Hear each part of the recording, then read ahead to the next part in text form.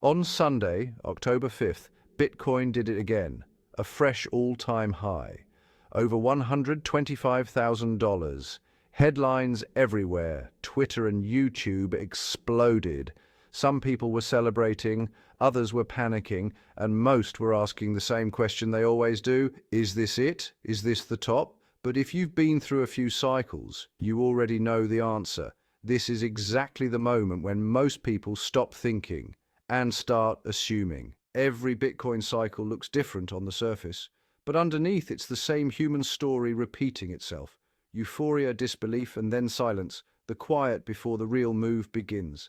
So let's cut through the noise, slow down for a moment, and look at what really comes after $125,000. Because despite what the headlines say, this isn't the end of the run, it's the middle of it. If you'd rather get real signal than hype, hit like and subscribe. Join the climb, because Bitcoin doesn't wait. Let's rewind. In 2013, Bitcoin hit $1,100. The world laughed, the media called it a bubble. A year later, it was trading below 200.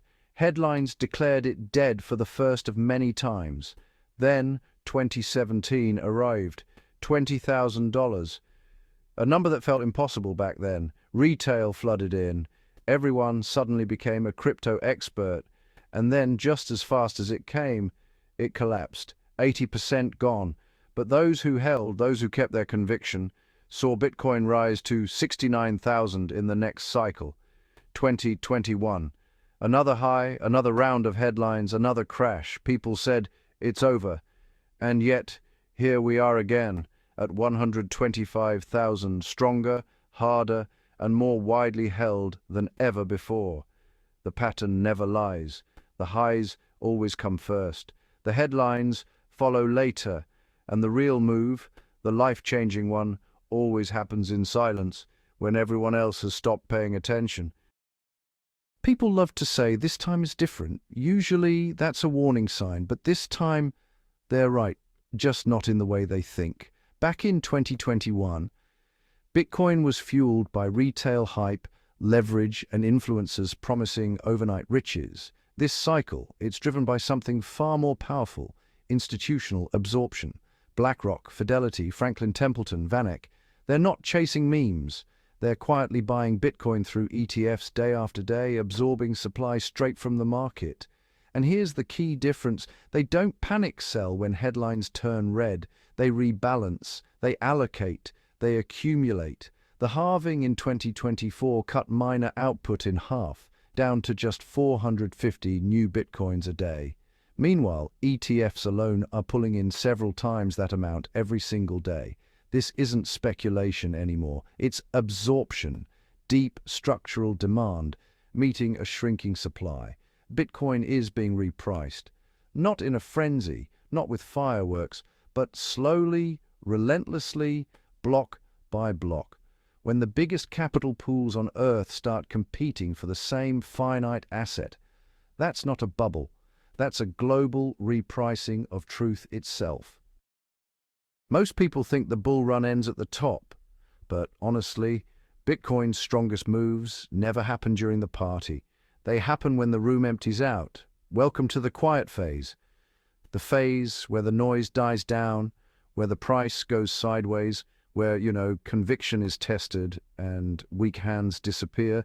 This is the part of the cycle that nobody celebrates. No breaking news, no viral tweets, no new coins being hyped. Just patience, just blocks ticking away every 10 minutes like a heartbeat. It's the same every time. After the 2013 top, the quiet phase lasted nearly a year. Bitcoin moved from 200 to over 1,000 quietly before anyone noticed. After the 2017 peak, it lasted 8 months. In 2021, around 10. And both times, the next rally made the last one look like a warm-up. If you zoom out far enough, you'll notice something remarkable. The quiet phases, the ones nobody talks about, are where the next generational wealth transfers begin. Because this is when conviction hardens and coins move into hands that won't sell them back. While influencers chase views and traders hunt tops, The real OGs keep stacking quietly, consistently, knowing what comes next. So what does the real move actually mean? It's not a short-term pump, not a week of hype, not a sudden spike. It's the slow, unstoppable repricing of scarcity. Imagine for a moment an invisible short squeeze on the entire financial system. ETFs, sovereign funds, corporations, pension funds, all drawing from the same limited pool of coins. There's no new supply, only redistribution. At 125,000, Bitcoin isn't expensive. It's being repriced against a world drowning in printed money. The next leg won't look like fireworks. It'll look like disbelief, because that's what always happens. People stop expecting new highs, and that's when Bitcoin quietly makes them. This is the phase where history stops rhyming and starts echoing. The supply is thinner than ever, the holders are stronger than ever, and the global demand is no longer speculative, it's strategic. We're watching the early stages of a liquidity squeeze that most of the world doesn't even see yet. And by the time they notice, the price will already be somewhere they once thought impossible. At 125,000, we're not near the end. We're standing at the edge of something much bigger. This isn't the final act, it's the transition. From hype to understanding, from speculation to necessity. Don't let the euphoria fool you. Don't let the skeptics distract you. The smart money is still buying quietly, accumulating while the headlines fade. Because the real fireworks never happen when the cameras are on. They happen in silence when no one's watching. Stay patient. Stay sovereign. And if this video helped you see the bigger picture, leave a like, subscribe, and share it with someone who still thinks this is the top, because Bitcoin doesn't wait.